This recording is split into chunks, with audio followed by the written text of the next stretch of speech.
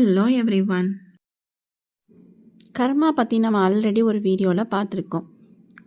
கர்ம வினை அப்படின்னா நம்ம செய்கிற செயலுக்கு ஏற்ற மாதிரி ஒரு விளைவு நம்மளுக்கு திரும்ப வர்றது தான். கர்மா செயல்னால் மட்டும் வர்றது கிடையாது. நம்ம எண்ணத்தில் எப்போ ஒருத்தவங்க நல்லா இருக்கக்கூடாதுன்னு நினைக்கிறோமோ அப்போவே ஒரு பேட் கர்மா நம்மளுக்கு க்ரியேட் ஆகிடும். அதே மாதிரி கர்மா ஒரு சூட்சமமாக நம்மக்கிட்ட ஒளிஞ்சிருக்கு, நம்மளோட எண்ணத்துலேயும் நம்மளோட எமோஷன்ஸ்லேயும். உங்களை வீழ்த்துற ஒரே ஆயுதம் உங்கள் மனம் மட்டும்தான். உங்களோட எதிரி உங்களை காயப்படுத்துகிறாங்கன்னு நீங்கள் நினைக்கிறீங்க, ஆனால் உங்களோட எதிரியை விட உங்களை காயப்படுத்துறது உங்கள் மனம் மட்டும்தான், உங்களோட எண்ணங்கள் மட்டும்தான். உங்கள் எதிரி உங்களை ஒரு தடவை காயப்படுத்தியிருந்தா அதை பல முறை நினச்சி பார்த்து காயப்படுறது நீங்கள் தான். உங்கள் தோல்வியை நீங்கள் ஒத்துக்காத வரைக்கும் உங்களுக்கு தோல்வியே கிடையாது. அதனால் உங்களை வீழ்த்தக்கூடிய ஒரே ஆயுதம்னா அது மனம்தான்.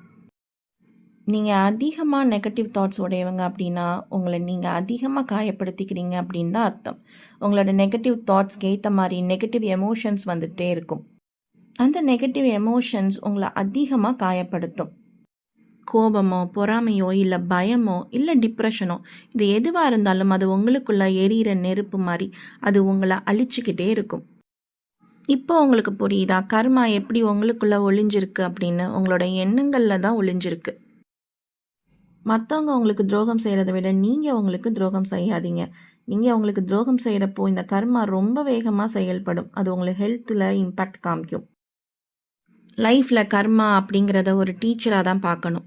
லைஃப்ங்கிறது ஒரு புத்தகம்னா கர்மா நம்மளுக்கு பாடம் சொல்லி கொடுக்குற ஒரு டீச்சர் மாதிரி தான். ஒவ்வொரு மனக்காயத்துக்கு பின்னாடியும் ஒரு பாடம் இருக்கும். அதை தான் கர்மா நம்மளுக்கு சொல்லி கொடுக்கணும்னு நினைக்கிது. நம்மளை பக்குவப்படுத்துறதுக்காக தான் கார்மிக் லெசன்ஸ் வரும். நமக்கு ஒரு பாடத்தை கற்றுக் கொடுக்குது அப்படின்னா நம்மக்கிட்ட ஏதோ ஒரு விஷயத்த சரி செஞ்சுக்கணும் அப்படிங்கிறது தான் அர்த்தம்.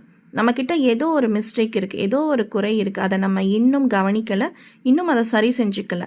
அதை சரி செஞ்சுக்கிறதுக்காக ஒவ்வொரு முறையும் அந்த கர்மா ஒரு பாடத்தை நம்மளுக்கு கற்றுக் கொடுக்க ட்ரை பண்ணுது. நம்ம எப்போ கற்றுக்குறோமோ அந்த பாடம் திரும்ப வர்றதில்லை. நம்மக்கிட்ட அதிகமாக நெகட்டிவ் தாட்ஸ் இருக்குது அப்படின்னா நம்மக்கிட்ட இன்னும் பாசிட்டிவ் தாட்ஸ் சிந்திக்கிறதுக்கு நம்ம பழகலை. உங்களோட கர்மாவை சார்ந்து தான் உங்களோட பிறப்பே அமைஞ்சிருக்கும். அதுக்கேற்ற மாதிரி ஒரு உடல், அதுக்கேற்ற மாதிரி ஒரு குணநலன்களோடு தான் நீங்கள் பிறக்கிறீங்க. உங்ககிட்ட இன்னும் பக்குவப்படாத சில விஷயங்கள் இருக்குது அப்படின்னா உங்களை பக்குவப்படுத்துறதுக்காகவே கர்மா உங்களுக்கு சில பாடங்களை கொடுத்துட்டே இருக்கும். இந்த புரிதலை நீங்கள் ஏற்படுத்திக்கிட்டிங்கன்னா நீங்கள் வாழ்க்கையை பார்க்குற கண்ணோட்டமே மாறிடும்.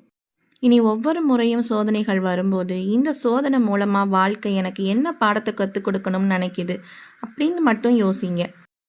உங்களுக்குள்ள தீராத காயங்கள், வலிகள், கோபங்கள் இப்படின்னு நிறையா எமோஷனல் பேக்கேஜஸ் உங்ககிட்ட நிறையா இருக்குது அப்படின்னா அதை நீங்கள் கண்டிப்பாக ரிலீஸ் பண்ணுங்கள்.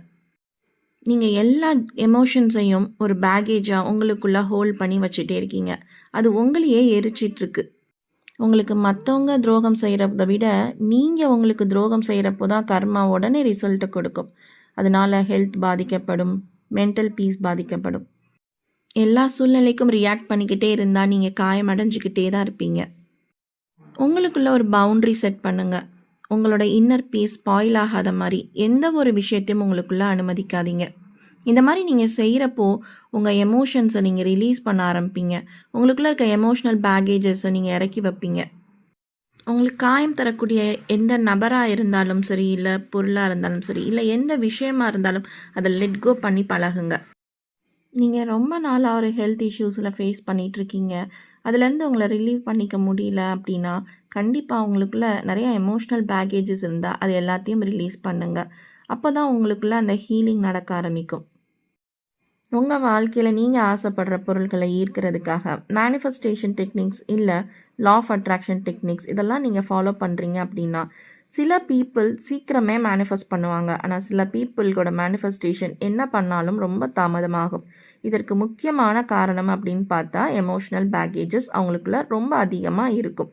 அப்படி இருக்கிறப்போ அவங்க மேனிஃபெஸ்ட் பண்ணணும்னு நினைக்கிற விஷயங்கள் ரொம்ப தாமதமாகவே நடக்குது. நீங்கள் எப்போ அதிகமாக பாசிட்டிவாக இருக்கீங்களோ, பாசிட்டிவான வைப்ரேஷன்ஸோடு இருக்கீங்களோ அப்போ தான் உங்களை சுற்றி நீங்கள் நினைக்கிற விஷயங்களை அட்ராக்ட் பண்ண முடியும். அதே மாதிரி நீங்கள் ஹீல் ஆகணும் அப்படின்னாலும் நீங்கள் நல்ல ஒரு வைப்ரேஷனல் ஸ்டேட்டில் இருக்கணும். நீங்கள் அதிகமாக உங்கள் எமோஷன்ஸும் சரி பீப்புளையும் சரி நீங்கள் லெட் கோ பண்ணுறப்போ உங்களோட கர்மாவும் குறைய ஆரம்பிக்குது. உங்களை சுற்றி நீங்கள் சீக்கிரமாக நல்ல விஷயங்களை ஈர்க்க ஆரம்பிக்கிறீங்க. நம்ம கூட கனெக்ட் ஆகிற எல்லா பீப்புள்கிட்டையும் நம்மளுக்கு ஒரு கார்மிக் பாண்ட் இருக்கும். நம்ம எல்லாருமே ஒருத்தவங்களுக்கு கூட ஒருத்தவங்க கார்டு மூலமாக கனெக்ட் ஆகிட்டு இருக்கோம், எனர்ஜி மூலமாக கனெக்ட் ஆகிட்டு இருக்கோம். பீப்புள் கூட அதிகமாக நம்ம கனெக்ட் ஆகிறப்போ நம்மளோட எனர்ஜி லெவல் குறைய ஆரம்பிக்குது. நம்ம எனர்ஜி நிறைய ட்ரெயின் ஆகிட்டு இருக்கு. உங்கள் காயப்படுத்துகிற நபர்களை உங்ககிட்ட இருந்து லெட் கோ பண்ண ஆரம்பிங்க. உங்ககிட்ட இருந்து முழுமையாக அவங்கள ரிலீஸ் பண்ணுங்கள். இது மூலமாக நீங்கள் ரிலீஸ் ஆகுறீங்க, நீங்கள் ஃப்ரீ ஆகுறீங்க. நீங்கள் ஒவ்வொரு முறையும் பீப்புளை லெட் கோ பண்ணுறப்போ அவங்களுக்குள்ள கார்மிக் பாண்டே நீங்கள் பிரேக் பண்ணுறீங்க. அவங்கள லெட் கோ பண்ணி ஃபர்கிவ் பண்ணி அவங்கள ப்ளஸ் பண்ணுங்கள். ஸோ இதுவரை உங்களுக்கும் அவங்களுக்கும் ஏதோ ஒரு கார்மிக் பாண்ட், ஒரு கார்மிக் ரிலேஷன்ஷிப் இருந்துச்சு.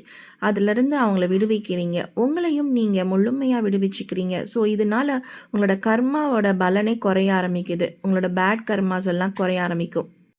இந்த ப்ராக்டிஸ் நீங்கள் தொடர்ந்து பண்ணுறப்போ உங்களோட எமோஷ்னல் பேக்கேஜஸ் எல்லாம் இறக்கி வச்சு ரொம்ப லைட்டாக ஃபீல் பண்ணுவீங்க. உங்களுக்குள்ளே இருக்க நெகட்டிவ் எமோஷன்ஸ் எல்லாம் ரிலீஸ் ஆக ஆரம்பிக்கும். ஒரு இன்னர் பீஸ் உங்களுக்குள்ளே உருவாக ஆரம்பிக்கும். உங்களோட பேட் கர்மாவோட பிடியிலிருந்து உங்களால் விடுவிச்சிக்க முடியும். உங்கள் கர்மா பலன் குறையிறத உங்களால் ரியலைஸ் பண்ண முடியும். ஒரு இன்னர் பீஸ் உங்களுக்குள்ளே உருவாக ஆரம்பிக்கும். நீங்கள் முழுமையாக ஒரு பாசிட்டிவான மனிதராக மாறணும் அப்படின்னாலே உங்களுக்குள்ளே இருக்க நெகட்டிவ் எமோஷன்ஸ் ரிலீஸ் ஆகி நீங்கள் ஹீல் ஆனால் மட்டும்தான் உங்களுக்குள்ள பாசிட்டிவிட்டியை கம்ப்ளீட்டாக கொண்டு வர முடியும். உங்களோட எமோஷ்னல் பேக்கேஜஸ் எல்லாம் ரிலீஸ் ஆகிறப்போ உங்களோட நெகட்டிவிட்டி, நெகட்டிவ் கர்மா, நெகட்டிவ் தாட்ஸ், எமோஷன்ஸ் எல்லாமே ரிலீஸ் ஆகுது.